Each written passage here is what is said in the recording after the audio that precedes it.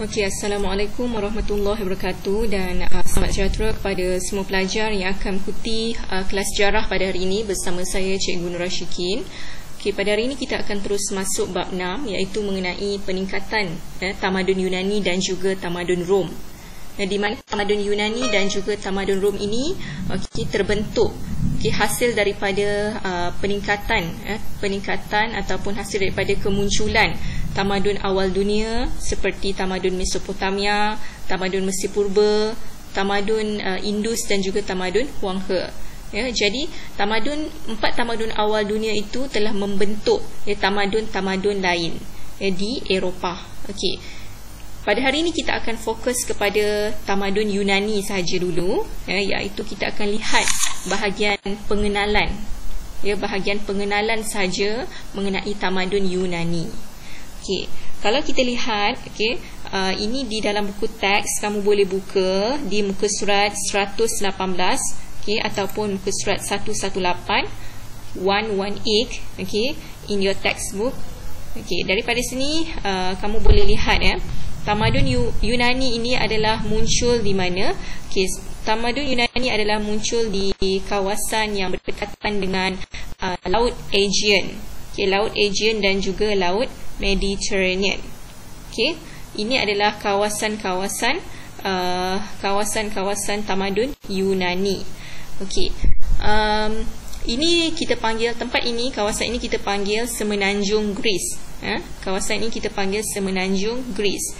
Jadi pulau-pulau yang berdekatan di Laut Aegean dan juga Laut Mediterranean ini, ini adalah pulau-pulau yang warna pink ni, warna merah jambu ini adalah pulau-pulau yang berdekatan dengan Laut Aegean dan juga Laut Mediterranean ini adalah membentuk tamadun Yunani. Maksudnya tamadun Yunani terbentuk di kawasan ini. Kita lihat kepada nota ringkas saya. Kita lihat kepada nota ringkas saya. Hari ini kita akan pergi kepada pengenalan kepada tamadun Yunani. Tamadun Yunani ni dia berkembang di mana? Tamadun Yunani berkembang di seperti mana yang saya kata tadi, di Semenanjung Greece. Kawasan itu dikenali sebagai Semenanjung Greece. Seperti di dalam peta muka surat 118 tadi. Kemudian tamadun Yunani terkenal dengan negara kota atau dipanggil sebagai polis. Dalam bahasa Yunani, dalam tamadun Yunani, negara kota ataupun ibu kota mereka panggil sebagai polis. Bukan polis pekerjaan tu, tetapi polis ini bahasa mereka. Mereka panggil town, mereka panggil city, ataupun mereka panggil mereka punya country sebagai polis. Dalam bahasa mereka, negara kota mereka panggil sebagai polis. Jadi polis ni terdiri daripada bandar utama, bandar kecil dan juga kampung.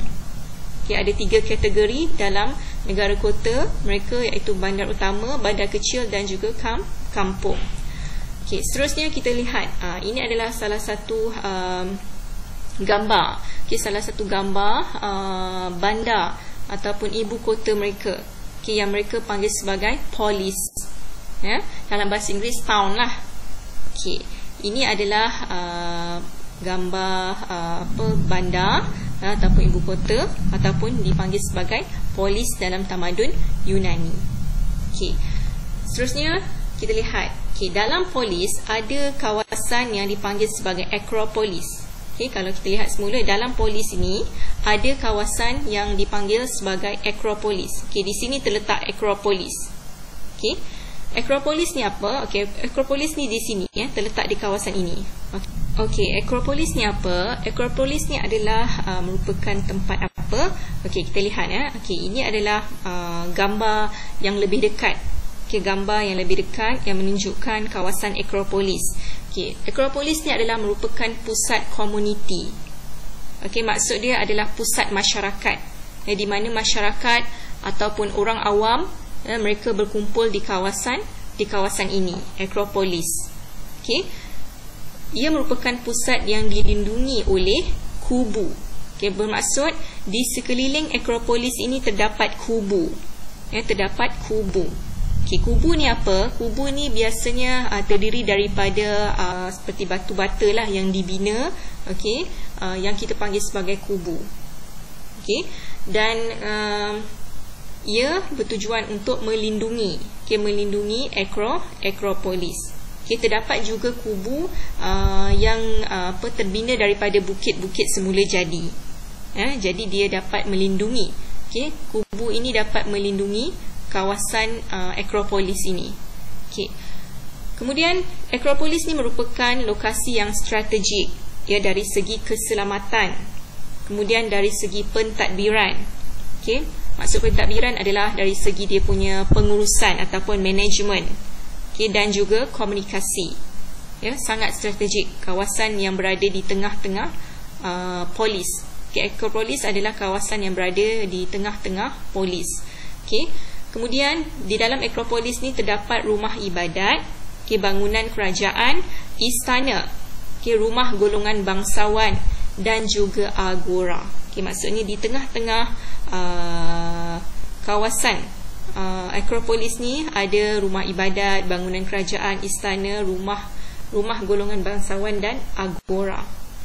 Okey, apa itu agora? Okey, agora ini, ini adalah agora. Di tengah-tengah kawasan Akropolis tadi terdapat agora. Okey, agora adalah merupakan tempat pertemuan dan pasar awam.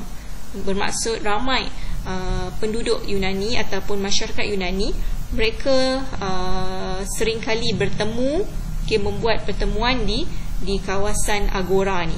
Okay, agora ni adalah tempat berkumpulnya masyarakat mereka. Okay, terdapat pasar awam dan sebagainya lah. Okay, merupakan tempat-tempat pertemuan, okay, masyarakat ataupun penduduk dalam tamadun Yunani.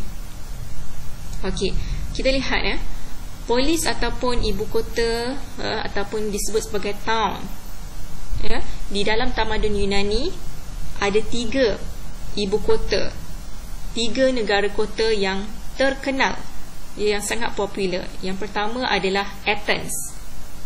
Athens adalah salah satu ibu kota dalam tamadun Yunani yang sangat popular, okay, yang diduduki oleh 40,000 orang penduduk.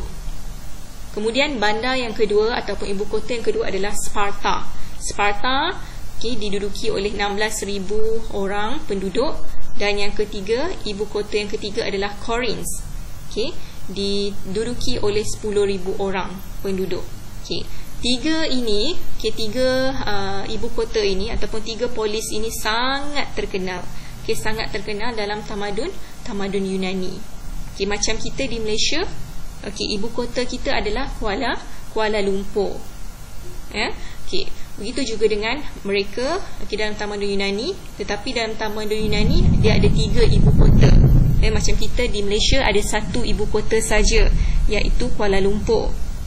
Tetapi di dalam tamadun Yunani ada 3 ibu kota yang terdiri daripada Athens, Sparta dan juga Corinth.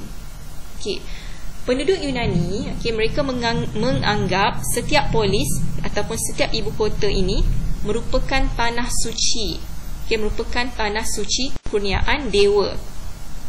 Okay. Oleh itu penduduk mereka ataupun setiap warga negara mereka mempunyai hak untuk menjaga kepentingannya, untuk menjaga setiap bandar ni lah, okay, untuk menjaga setiap ibu kota. Okay. Jadi ini adalah serba sedikit, ini adalah serba sedikit pengenalan, okay, pengenalan tentang tamadun Yunani, okay, tentang tamadun Yunani. Okay, kalau kita lihat, okay, kita lihat sedikitlah. Okay, ibu kota Athens, ibu kota Sparta dan juga Corinth.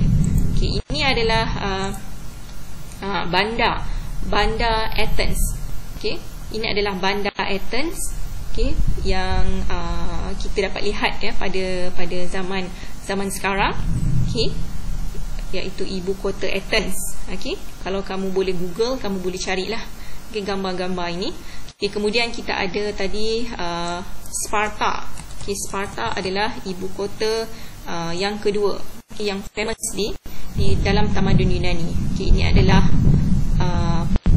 bandar ataupun ibu kota Sparta. Okey. Kemudian yang ketiga adalah apa tadi? Corinth. Corinth juga adalah salah satu ibu kota yang sangat popular dalam tamadun Yunani. Okey. Jadi kalau kamu boleh Google nanti gambar, kamu boleh carilah. Okay. Ada 3 ibu kota dalam tamadun Yunani, iaitu Athens, Sparta dan juga Corinth. Okey.